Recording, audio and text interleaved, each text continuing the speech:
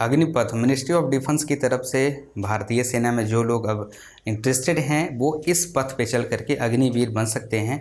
एक काफ़ी बेहतर मतलब कि एक स्कीम बताया जा रहा है गवर्नमेंट की तरफ से, लेकिन आखिरकार हमारे देश के युवा इस स्कीम को लेकर के खुश नहीं लग रहे हैं और हमारे देश के सभी अलग अलग शहरों में इसका एक मतलब कि बहुत बड़ा एक विद्रोह दिख रहा है कि हिंसा का एक झलक दिख रहा है जो आप लोग देख रहे होंगे। आखिरकार क्या कारण है, इसमें किस किस तरह के नेगेटिव और पॉजिटिव इम्पैक्ट है, हम सभी इस टॉपिक पे डिस्कस करेंगे। So without any wasting time let's get started.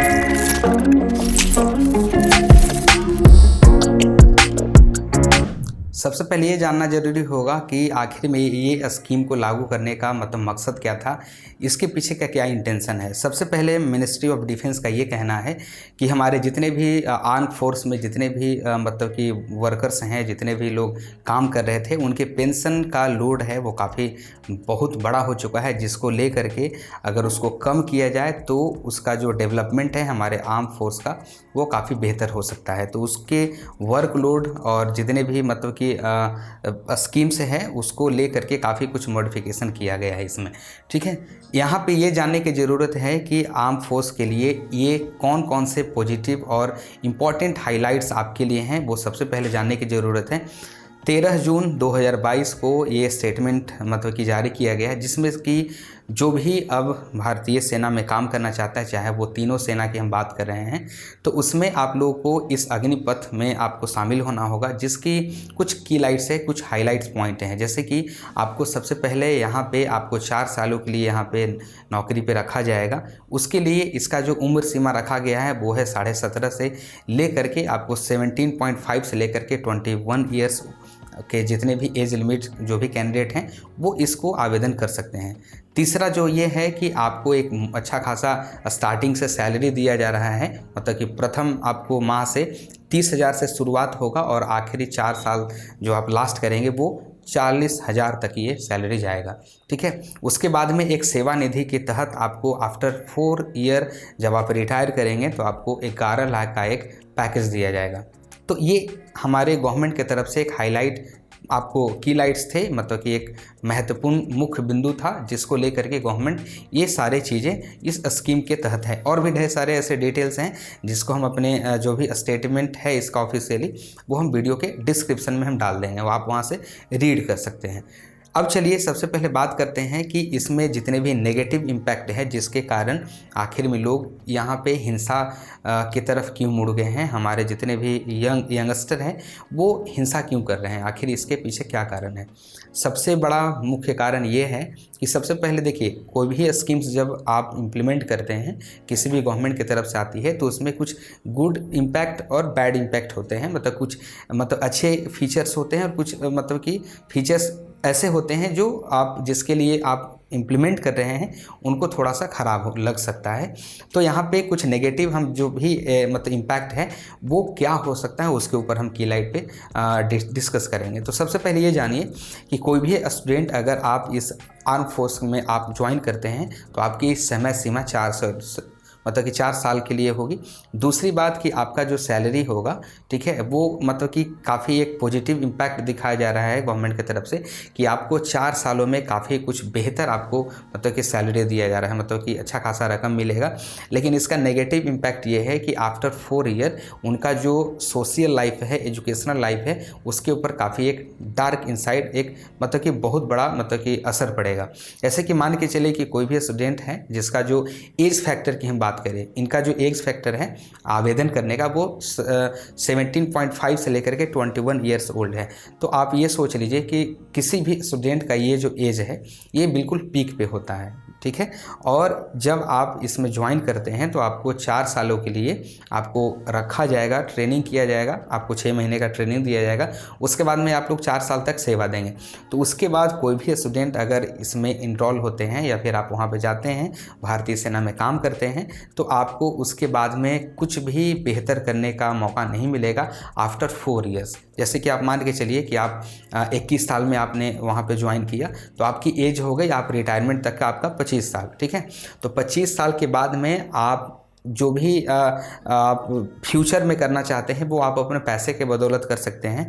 आपका एक मतलब कि कुछ ऐसे एक्सेप्शनल स्टूडेंट होंगे जिनके पास में एक एक्स्ट्रा स्किल होगा, वो मतलब कि एजुकेशनल सेक्टर में काफ़ी बेहतर होंगे, तो वो और आगे परस्यू कर सकते हैं। ठीक है, यहाँ पे एक और पॉजिटिव इम्पैक्ट दिया जा रहा है गवर्नमेंट की तरफ से कि जितने भी कैंडिडेट सिलेक्ट होंगे 4 साल में, ठीक है, उसमें से आफ्टर 4 ईयर मतलब कि 25% ऐसे स्टूडेंट होंगे, मतलब कि जो कैंडिडेट होंगे हमारे पास में, उनको उनके गुणवत्ता और एक स्किल मेरिट के हिसाब से आने वाले भविष्य में जितने भी आर्म फोर्स की तरफ से जो रेगुलर जो वैकेंसीज होगी उसमें आपको एक अच्छा खासा मतलब कि छूट दिया जाएगा।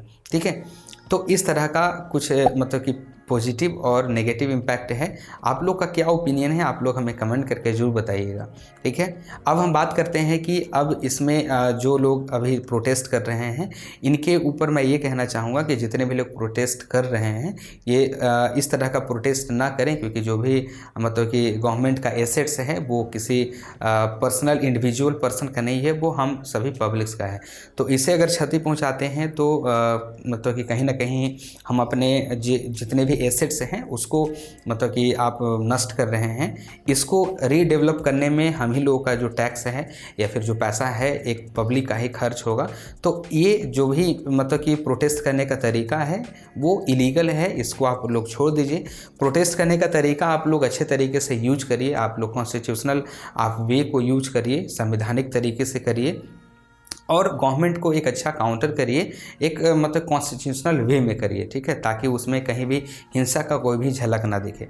ठीक है, गवर्नमेंट को अगर आप लोग अच्छे तरीके से अगर आप लोग प्रोटेस्ट करते हैं, शांतिपूर्ण तरीके से करते हैं, तो बिल्कुल गवर्नमेंट आपकी बात सुनेगी और उसके ऊपर थोड़ा सा अमल करने का काम किया जाएगा।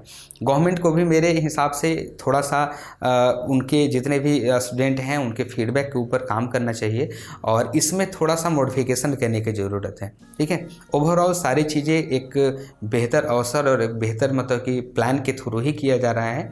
जब तीनों सेना के जो चीफ होते हैं वो जब जा कर के सारे जितने भी स्कीम्स होते हैं उसके ऊपर डिस्कस किया जाता है, तभी जा कर के किसी एक स्कीम को फाइनली अप्रूव किया जाता है। तो मेरे हिसाब से जितने भी लोग हैं जो भी इस प्रोटेस्ट को एक मतलब कि वायलेंस का रूप दे रहे हैं, बिल्कुल इसको ख़त्म किया जाए और बिल्कुल नॉन वायलेंस के थ्रू आप अच्छे तरीके से एक शांतिपूर्ण ढंग से आप कॉन्स्टिट्यूशनल वे में आप इस प्रोटेस्ट को परसीव कर सकते हैं आगे। ठीक है, तो एक मेजर हाइलाइट्स की एक बार हम और दे देना चाहते हैं कि इसमें आवेदन जो भी करना चाहते हैं आप लोग अच्छे तरीके से सोच समझ के करिएगा, या फिर अभी आने वाले डेट में क्या होता है वो आप लोग देख सकते हैं। आने वाले फ्यूचर में हो सकता है गवर्नमेंट इसके ऊपर कुछ मतलब कि एक एक्शन ले और उसके ऊपर कुछ मॉडिफिकेशन करने का कोई इंटेंशन बना सके। मेरा ओपिनियन ये है कि देखिए, जब से ये गवर्नमेंट अभी आप लोग देख रहे हैं तो स्टार्टिंग से ही मतलब कि गवर्नमेंट का रवैया एम्प्लॉयमेंट और मतलब कि एजुकेशन के प्रति थोड़ा सा कम दिख रहा है रुझान, क्योंकि इनका जो भी स्टेटमेंट था वो धरातल के ऊपर नहीं है। और शुरू से ही चाहे वो किसी भी स्टेट लेवल की वैकेंसीज की बात करें या फिर किसी भी सेंट्रल लेवल के वैकेंसी की हम बात करें, तो मतलब कहीं ना कहीं आप लोग जब तक आप मतलब कि कोई मतलब कि राइट्स नहीं होता है या फिर कोई प्रोटेस्ट नहीं होता है तब जाकर के उसमें कुछ ना कुछ चेंजिंग देखने को नहीं मिलता है।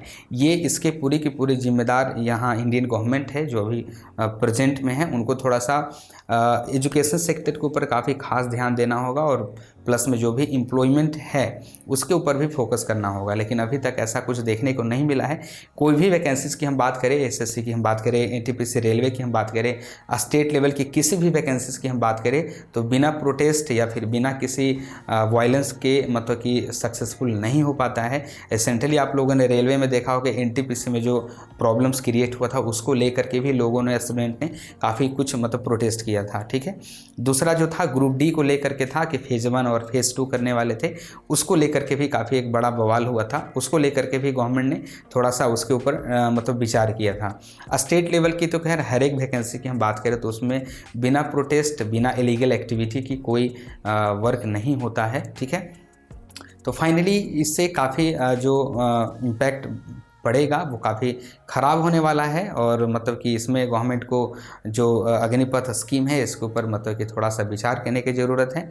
अगर ये सही होता जेन्युइनली तो 110% आप खुद सोचिए कि जो बच्चा 4 साल तक काम करेगा और इसमें आफ्टर 4 ईयर जब ये घर वापस आएगा तो इसका सोशल लाइफ काफ़ी मतलब कि एक समझ सकते हैं कि जो भी आर्म फोर्स में काम कर लेते हैं उनका जो एक अलग का मतलब एक डिजिग्नेशन का एक मतलब कि स्टेटस जो हो जाता है वो आने वाले अपने सोशल लाइफ में एडजस्ट नहीं कर पाएंगे। ठीक है, ये प्रैक्टिकल चीज़ें हैं। दूसरी ये है कि वो शिक्षा से काफ़ी दूर हो जाएंगे और भविष्य में किसी भी तरह का कोई भी वैकेंसीज़ के लिए मतलब पढ़ाई से तो रिश्ता बहुत दूर हो जाएगा।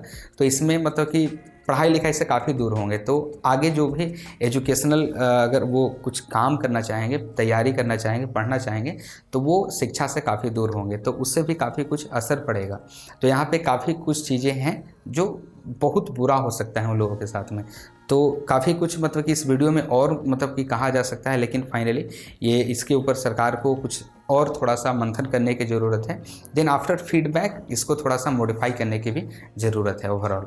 तो इस वीडियो में मेरा बस यही राय था कि जो भी लोग प्रोटेस्ट कर रहे हैं आप लोग शांतिपूर्ण तरीके से करें और एक अच्छा सा एक मतलब कि प्रोटेस्ट करने का तरीका ढूंढिए कॉन्स्टिट्यूशनल वे में, ताकि किसी भी तरीके से वायलेंस ना हो और किसी भी सरकारी संपत्ति का क्षति पहुंचाना एक सही और सच्चे देशवासियों का मतलब कि मकसद नहीं होना चाहिए। ये हमारी ही संपत्ति है, तो इसको अवॉइड करें इस तरह की कोई भी इलीगल एक्टिविटी को और शांतिपूर्ण ढंग से प्रोटेस्ट करें। ठीक है, हमारा ओपिनियन कैसा लगा आप लोग कमेंट करके ज़रूर बताइएगा। मिलते हैं ऐसे नेक्स्ट वीडियो में, तब तक के लिए thank you so much and good bye.